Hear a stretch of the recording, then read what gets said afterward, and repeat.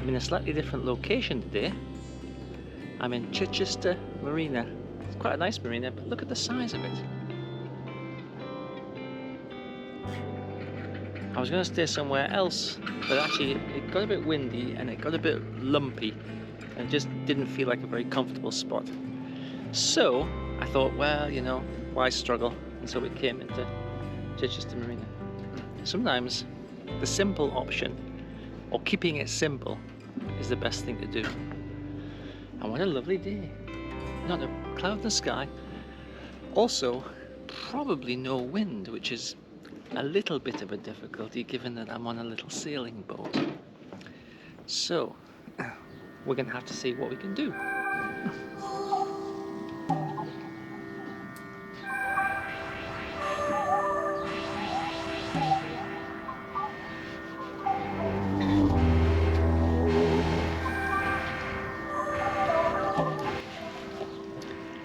Kim has made me a cup of coffee, so we'll have that and then we'll head out. The tide's going out, so we'll catch the ebb and probably have a picnic somewhere near a beach.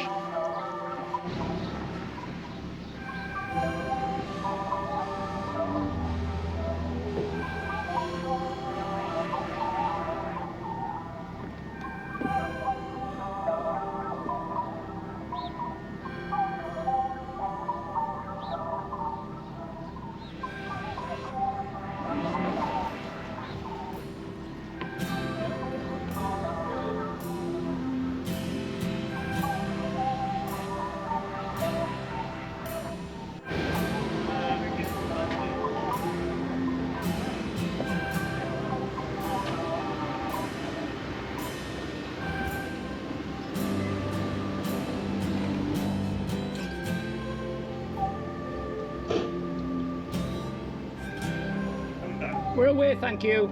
You're away. Yeah, thank you very much.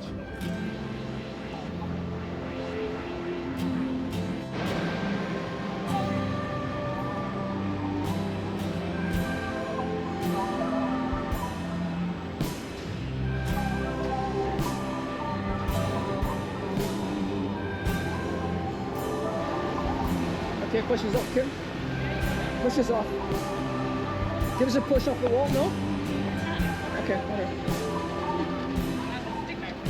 Alright, okay.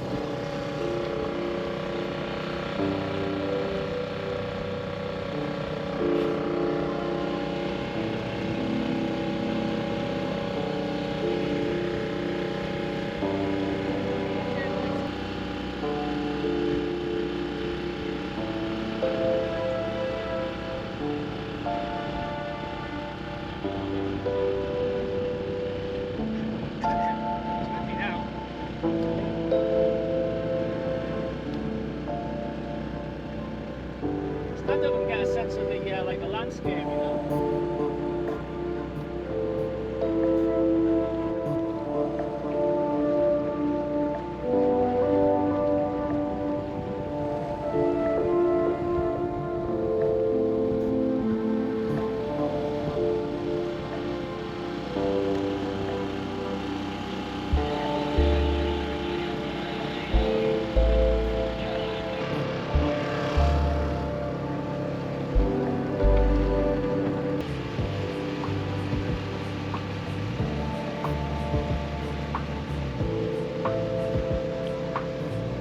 We've just taken the boat as far as we can up to the beach. We've actually grounded, so there is approximately 18 inches of water here, and we're just going to stop and have a lunch. It's really tropical. It's windy, that's the trouble.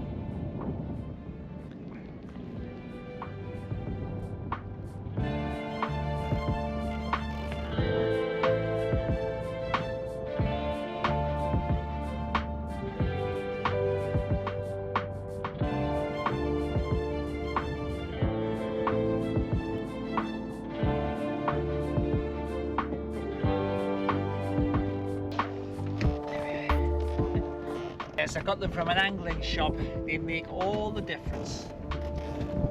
We're bouncing, the boat's bouncing off the bottom. You can just feel it bumping on the sand. Fortunately, it's just sand. It'll be fine. The tide's rising, so we'll be okay. It's time to have a lunch, picnic lunch. This is really tropical. If the water was a little bit warmer, I'd walk to the beach.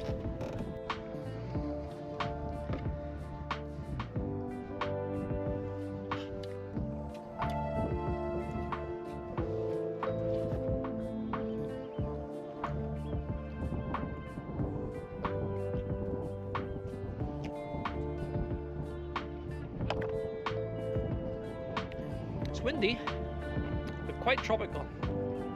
Remarkable, really.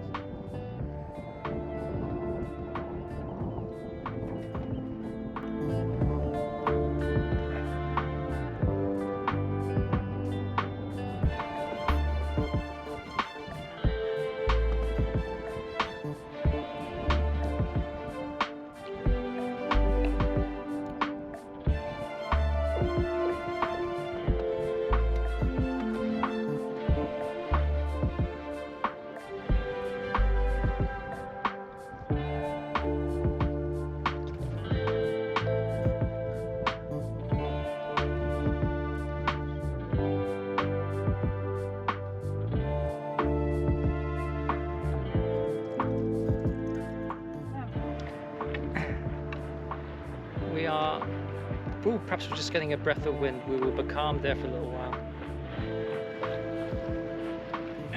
Anyone that's moving on this stretch of water is using an engine, except us. We're just going with the tide and a little tiny bit of wind.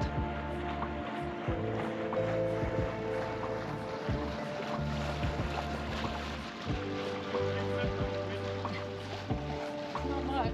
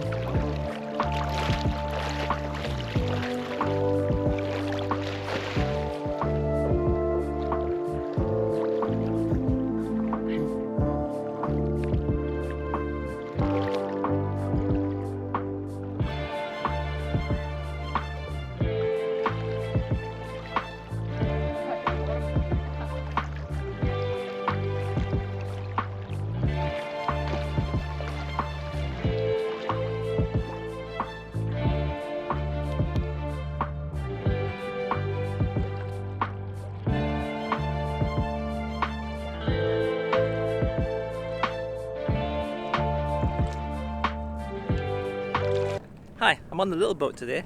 I'm at a place called East Head, which is in West Sussex, and that's the beach over there.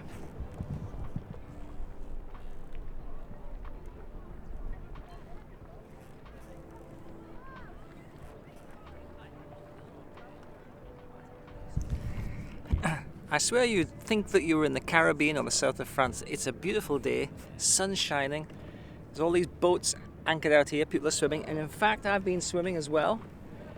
I'll show you some video of that. I've been out for a weekend on Little Mille, which is, this is Little Mille behind me, and I've had a fabulous time. The weather has been very changeable in the sense that it's been windy and not windy, becalmed and quite blustery, so it's been a bit confusing, but nevertheless we've had a lovely time. Now, as I was coming out of the harbour where I keep the boat, I was reading in the newspaper that antidepressant use has risen 6% since last year to something like 8.3 million people in the UK. That's a record. That's an awful lot of people using an antidepressant, 8.3 million people. And I think to myself, why? Well, obviously, lockdown's got to have had a consequence. You know, long COVID, isolation, losing leisure activities, possibly losing family members, people that you know, losing work, losing relationships, lots of loss. But nevertheless, antidepressants are not really a treatment for those, they're a management strategy. And I think it's a bit sad, really, that we use a medical solution, i.e. an antidepressant, for something which is likely to be either a psychological or a social problem. An antidepressant will not help you, particularly if you lose your job. So I think that one of the things that we need to think about, it really should be a national priority really, is psychological resilience. Oh look, there's a gust of wind coming.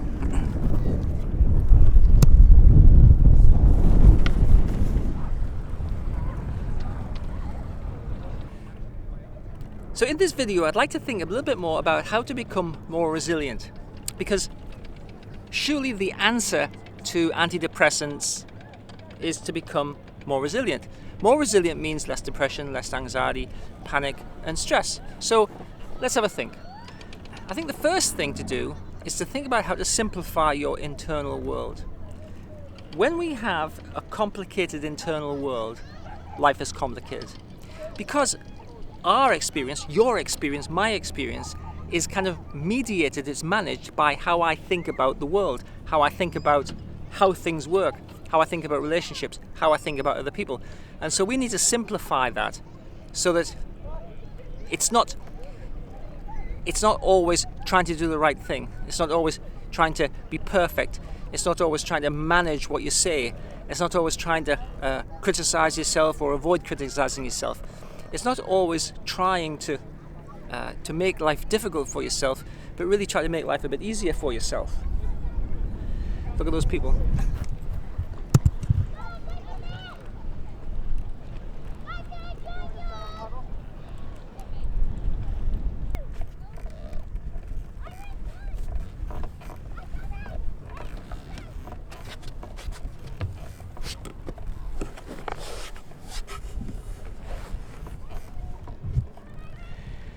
The second thing I'd like to suggest is to use active self-help tools.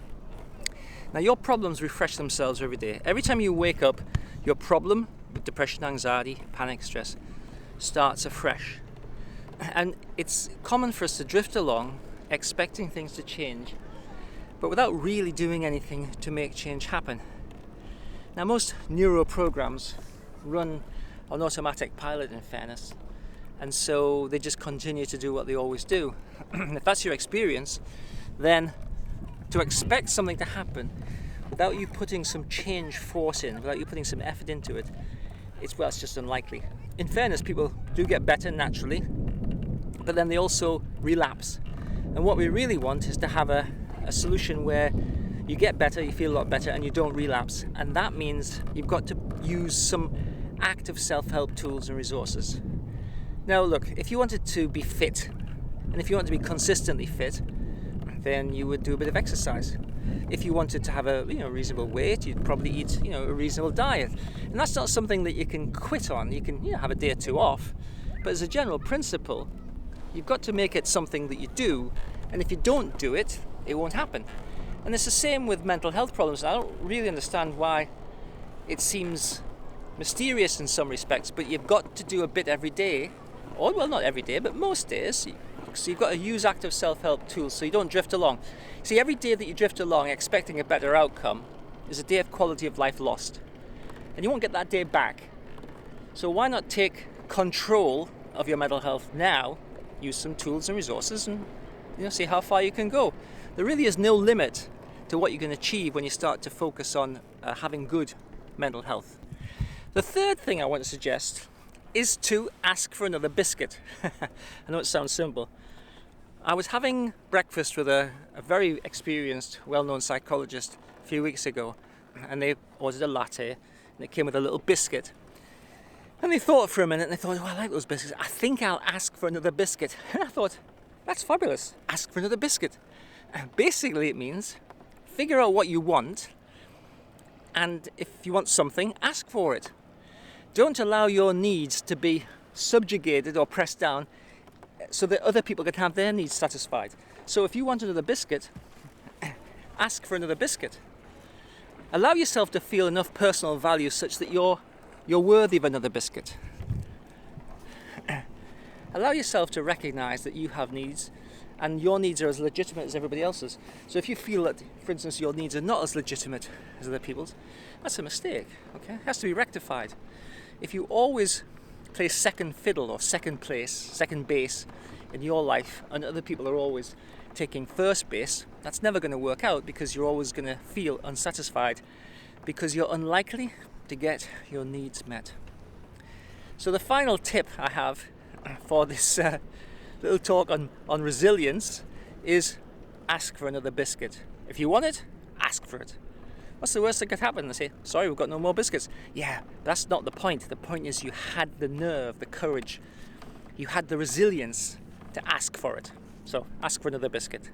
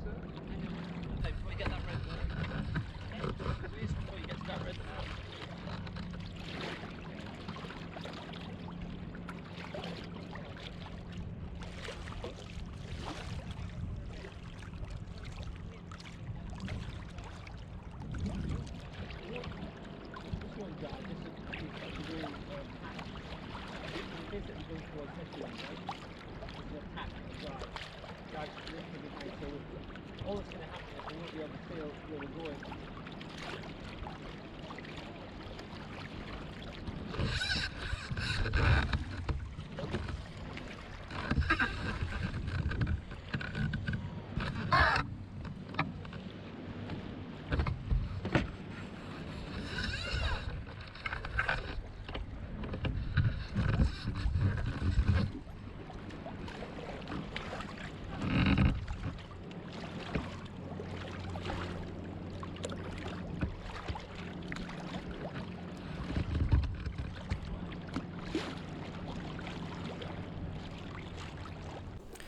We've moored up at Bosham in West Sussex, and this is our little mooring. This is where we keep the boat, and it's a lovely little spot.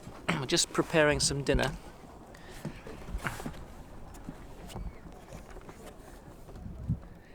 So this is our mooring, and this is where we're at. Lots of people out on paddle boards tonight. It's such a lovely evening. The sun's bright right in my face. So it's been a very pleasant weekend, but a very simple weekend. And I think one of the keys to making things easy is to keep them simple. That's why I have this little boat. This boat has got a little outboard engine, but it has no electronics, no inboard engine, no systems, no electronic systems or mechanical systems that are hard to fix. It makes it really quite simple. And because it's a classic little boat, it looks pretty on the water. So this weekend I've been focusing on resilience, and I've suggested that the rise in antidepressant use, it's almost epidemic in a way, is not a solution to the problems of depression, anxiety, panic, stress, etc.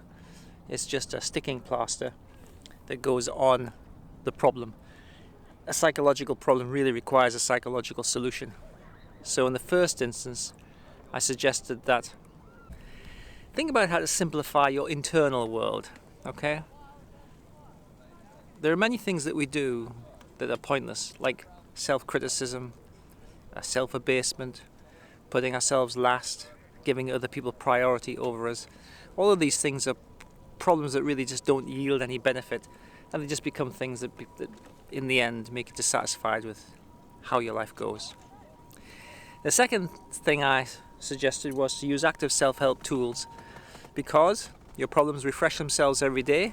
Don't drift along spoiling the quality of your life and expecting things to get better without there being really a change in force, some effort put into the process, because otherwise it's a bit pointless really. Nothing's much is going to change. And the third one is ask for another biscuit. It's a story of my friend, a psychologist, who decided that when she ordered a coffee she fancied another biscuit, and so she thought about it and asked for it. And at the time it really hit me, because it's such a profound but yet simple thing, right? Decide what you want, ask for what you want. You have needs, it's okay to have needs, it's okay to own them, identify what they are, and have them satisfied. That's the secret in a way, as long as it's not excessive, but you have value and you're allowed to have your needs satisfied by people in relationships or the world to some degree. So recognize your value and own the things that you need. Now I'm having some rice and some vegetables. These are my vegetables stirring away. Oop, the lens is steamed up. This is our little galley box. We built it during lockdown to enable us to camp on the little boat.